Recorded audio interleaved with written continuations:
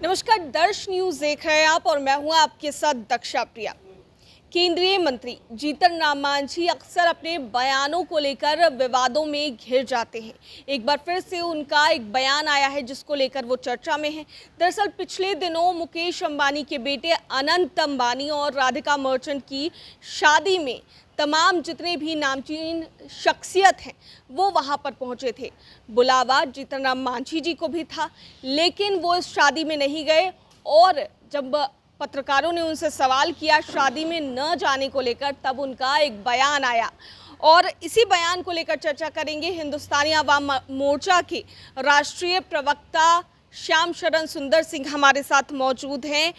श्याम जी, जिस तरीके का बयान आया केंद्रीय मंत्री जी का कि शादी में नहीं गए क्योंकि वहाँ पर अलग अलग तरह के लोग आए थे, जिस तरह के कपड़े उन्होंने पहने थे, अंग दिख रहे थे, तो वैसे में सबको लेके जाना ठीक नहीं लगता है। किस तरीके से आप स्पष्टीकरण करेंगे? नहीं, देखिए वो संदर्भ अलग था। आपने जिस बात को कहा उनके कहने का मतलब था और निश्चित तौर पर उस बात को हम आप भी समझेंगे कि जो अमीरी और गरीबी की खाई है, जो समाज में जो लोग गरीबों की राजनीति करते हैं, जो बड़ी बड़ी बातें करते हैं, जो दिन रात अंबानी परिवार को और देश के तमाम उद्योगपतियों को गाली देने का काम करते थे, वो लोग देखिए कैसे सपरिवार जहाज़ के जहाज़ भर कर गए। तो सवाल उनके ऊपर था कि आप अगर गरीबों की बात करते हैं, आप अगर गरीबी की बात करते हैं और आप अगर उनको गालियां भी देते हैं और उसके बाद जब वो ठीक है, अपना अपना तरीका है, अपना अंदाज है, अपनी उनकी क्षमता है, वो अपना शादी का व्यवस्था किए हुए हैं सालों भर। मुझे तो लगता है कि सदी की सबसे बड़ी शादियों में से होगी, तो वो उनकी बात है। लेकिन जो लोग जनता को बेवकूफ़ बनाते हैं, जो लोग दिन रात अंबानी परिवार को गाली दे करके अपनी राजनीति को सीधा करते हैं, उन लोगों पर तंज कसा हमारे नेता ने। हम तो इसके लिए कहें तो थोड़ी देर के लिए राहुल गांधी जी को कह सकते हैं कि वो गाली देते हैं तो नहीं गए, लेकिन जो लोग हमारे बिहार के युवराज थे, जो उत्तर प्रदेश के युवराज थे, जो दिन रात क्या क्या लालू जी और सारे लोग बोलते हैं, सपरिवार गए। 2 दर्जन से ज़्यादा लालू परिवार था, दर्जन भर से ज़्यादा मुलायम परिवार था, कौन नहीं गया? तो उनके कहने का मतलब वो था कि अगर गरीबों को ठगने का काम करते हो, गरीबों को अगर तुम अमीर लोगों से एक तरह से खाई पैदा करने का काम करते हो, देश के उद्योगपतियों के प्रति उनके मन में एक दुर्भावना पैदा करने की का काम करते हैं, तो उन लोगों को तो इस पर विचार करना चाहिए था। तो तंज उस पर उन लोगों पर था। ठीक है, अब आप लोग अपनी तरफ से उस बात को कह रहे हैं। लेकिन उनके इस बयान से काफी ज्यादा विवाद पैदा हो गए हैं। नहीं, विवाद कुछ लोग तो रहते ही विवाद पैदा करने के लिए ही। अच्छी बातों को, कुछ बात अगर वो सामाजिक संदर्भ में कह रहे हैं, कुछ मैसेज देने की कोशिश कर रहे हैं, तो वो उनका अपना बाकी कुछ लोगों का सबका अपना अपना काम है, सब कोई अपने नज़रिए से देखते हैं। जाकी रही भावना जैसी प्रभु मूरत तीन देखें तैसी, हम लोग तो इस बात को जानते ही हैं। आप जिस नज़रिए से देखना चाहेंगे आपको वही दिखेगा। तो कहने का मतलब यही था कि गरीबी और अमीरी के बीच में जो खाई है, तो हमारे नेता का नारा है सबका इरादा नेक हो, भारत के गरीबों एक हो। हम जब गरीबों के साथ रहने की बात करते हैं तो हमको अपने जीवन में हर क्षण यह दिखना चाहिए कि हम गरीबों के साथ खड़े हैं। ठीक है, न्योता अंबानी जी के यहाँ से भी था और न्योता उनके क्षेत्र के गरीबों के यहाँ से भी था। उन्होंने चुना कि हमको अंबानी के यहाँ जाना है या हमको गरीबों के यहाँ जाना है।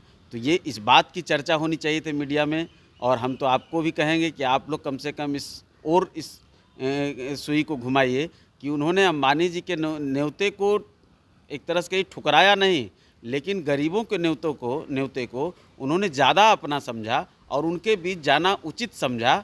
सवाल उनसे है जो चांदी का चम्मच लेकर जो हेलीकॉप्टर में केक काटते हैं और दर्जन भर परिवार, 2 दर्जन भर परिवार जहाज़ में भर कर जा कर के वहाँ खाना खा रहे थे, वहाँ गलबहियाँ कर रहे थे, वहाँ हाथ मिला रहे थे, वहाँ नज़र मिला रहे थे कि कैसे अंबानी परिवार हमको देख ले, कैसे कुछ कृपा हो जाए। तो कृपा वाले लोगों पर तंज था। हम तो गरीबों के साथ खड़े हैं, गरीबों के साथ खड़े रहेंगे। अंबानी जी से फिर कभी मिल लेंगे, अंबानी जी के यहाँ फिर कभी जाकर मांझी जी आशीर्वाद दे देंगे। लेकिन यहाँ जो गरीब की बेटी की शादी होनी थी, जो मांझी जी के लिए मुँह ताक रहा था, जिसको लग रहा था कि वो आ जाएँ तो हमारी शादी सफल हो जाए, तो अब आपको तय करना है कि किसके साथ खड़ा होना चाहिए था मांझी जी को, और मांझी जी ने वही किया। चलिए ठीक है, लेकिन सर एक चीज़ की और चर्चा हो रही है, एक और बात इन दिनों चर्चा में, विशेष राज्य का दर्जा। हमेशा से सीएम नीतीश कुमार इसकी मांग करते नजर आए हैं और एनडीए के सहयोगी दल जेडीयू भी है और हम पार्टी भी है, लेकिन अब ऐसे में केंद्रीय मंत्री जीतन राम मांझी जी का बयान आता है कि विशेष राज्य के दर्जे की मांग करे सीएम नीतीश कुमार, लेकिन कभी मिलने वाला नहीं है। इस बयान को कैसे ये भी अब उनके शब्द को थोड़ा सा आपने घुमा दिया। उन्होंने ये नहीं कहा, जो परिस्थितियां हैं, जो नियम कायदे हैं, रघुराम राजन जब फाइनेंस ये गवर्नर थे तो उनका ही नियम में बदलाव किया हुआ है और उसके तहत अब देश में किसी भी राज्य को स्पेशल स्टेटस का दर्जा नहीं मिल सकता है। तो और ये मोदी गवर्नमेंट का एक तरह से कहिए नीति भी है। वो अपने 10 सालों के शासन में उन्होंने किसी को विशेष राज्य का दर्जा अभी तक नहीं दिया है। तो उस नाते उन्होंने कहा, बाकी बिहार को अगर विशेष राज्य का दर्जा मिल जाए, उससे भी कुछ विशेष और मिल जाए, कुछ विशेष पैकेज मिल जाए, तो यह किसको अच्छा नहीं लगेगा। और हम यह भी हमारे नेता ने कहा कि बिहार को विशेष आकर्षण की आवश्यकता है, विशेष ध्यान की आवश्यकता है, जिसको लेकर के हम लोग प्रधानमंत्री से बात करेंगे। मुख्यमंत्री जी यहाँ काम कर रहे हैं, प्रधानमंत्री जी काम कर रहे हैं और सबका कमिटमेंट है बिहार के साथ। बिहार बहुत तेज़ी से तरक्की भी कर रहा है। नीतीश कुमार के शासन में बिहार बहुत आगे बढ़ा है और बहुत आगे बढ़ाने की आवश्यकता है। सवाल उनसे है जिन्होंने बिहार को लूटने का काम किया, जिन्होंने ठगने का काम किया, जिसने एक हरे भरे बिहार को बीमारू बना दिया। श्री बाबू के ज़माने में ये बिहार जो है औद्योगिक क्षेत्रों में और तमाम क्षेत्रों में देश में नंबर 1 नंबर 2 हुआ करता था। बाद के दिनों में यही राज्य जो है बीमारू प्रदेश हो गया। तो उसके लिए जो दोषी हैं और जो लोग अभी हल्ला कर रहे हैं, अभी राष्ट्रीय जनता दल के लोग हल्ला कर रहे हैं, तो कांग्रेस के लोग हल्ला कर रहे हैं। मनमोहन सरकार ने अपने शासन में कई राज्यों को उन्होंने विशेष राज्य का दर्जा दिया। लालू प्रसाद जी उसी सरकार में सबसे ताकतवर मंत्री थे, सबसे ताकतवर घटक दल के रूप में थे।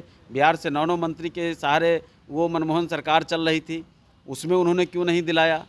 तो कई तरह की बातें हैं। नीतीश सरकार का, नीतीश कुमार जी की पार्टी का, नीतीश सरकार का ही नहीं कहें, उनकी पार्टी का अपना एक एजेंडा है, वो अपने उस एजेंडे के साथ काम कर रहे हैं। हमारे नेता जो हकीकत है, जो दिखता है, जो सही लगता है, उस पर वो बात करते हैं। ये उन्होंने नहीं कहा कि नहीं मिलना चाहिए, लेकिन वर्तमान जो नियम है, जो कायदे हैं, उसमें संभव नहीं दिख रहा है। तो उसमें उन्होंने कहा कि बीच का रास्ता निकालना चाहिए, कहाँ से हम लोग क्या कर सकते हैं, कहाँ से हम लोग, चूँकि एक साथ हम लोग हैं, तो हम लोग प्रधानमंत्री से बात करेंगे बिहार को कैसे कुछ विशेष दिया जाए, कैसे स्पेशल स्टेटस न दे करके अगर कुछ स्पेशल पैकेज दे करके उत्थान हो सकता है, तो वो सब करने की बात है। बहुत बहुत धन्यवाद सर। लेकिन अंतिम में एक सवाल ज़रूरी है, क्योंकि अभी बजट सत्र शुरू होने वाला है और केंद्र में मंत्री हैं जीतन राम मांझी जी, तो क्या लगता है जीतन राम मांझी जी की तरफ से क्या मांग किया जाएगा बिहार के लिए? यह तो देखिए, अब इस पर हमारी कोई चर्चा उनसे विशेष हुई नहीं है, उनके दिमाग में बातें होंगी।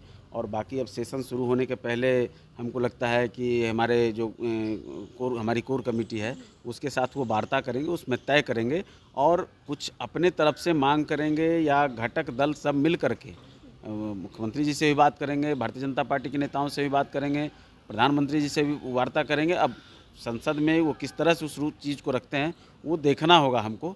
अभी उस पर हमने उनसे कोई बात की नहीं है। बाकी मुझे ज़रूर लगता है कि अगर जीतन राम मांझी खड़े हैं तो आप समझिए कि वहाँ बिहार खड़ा है और बिहार के हित में वो कभी किसी बात को लेकर के समझौता नहीं करते।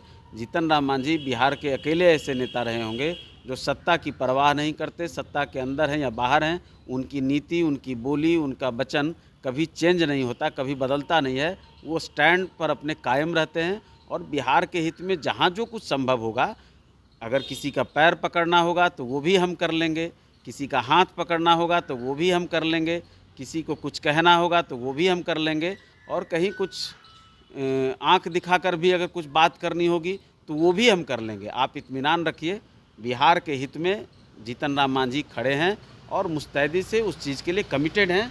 जो संभव होगा वो सब किया जाएगा। चलिए, बहुत बहुत धन्यवाद।